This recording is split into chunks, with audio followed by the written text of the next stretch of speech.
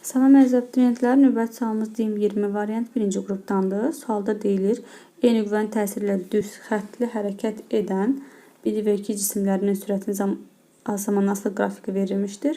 Cisimlərin kütlələrinin M1 və M1/M2 nisbətini tapın. Newton ikinci qanununa görə biz bilirik ki, A bərabərdir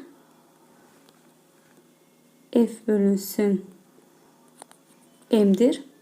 Burada eyni qüvvənin təsirinə dediyinə görə qüvvələr eynidir.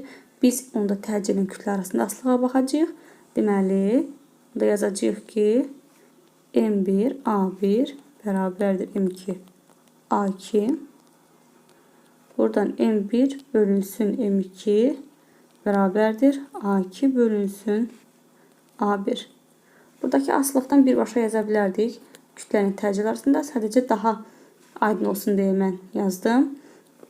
İndi gəlin baxaq, təcili necə tapacağıq? Biz bilirik ki, təcil sürət dəyişməsinin zamana nisbətidir. Yəni, A bərabərdir delta V bölünsün delta T'dir. Gəlin düsturda yazaq. Bunu da birbaşa tapa bilərik. Sadəcə sizə daha aydın olsun deyə yazıram.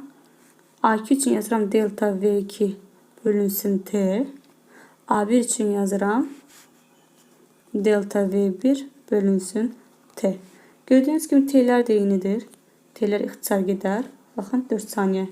Çünki hər ikisi üçün 4 saniyədir. Zaman qalar delta V2 bölünsün delta V1. Gəlin baxaq sürət dəyişməsinə. Birincinin sürət dəyişməsi 16-dan 8-ədir. 8 edir.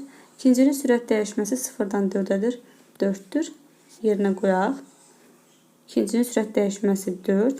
Birincinin sürət dəyişməsi 8. İxtisar gedər, qalar 2. Cavab 2-də 1. 2-də 1. C variantı.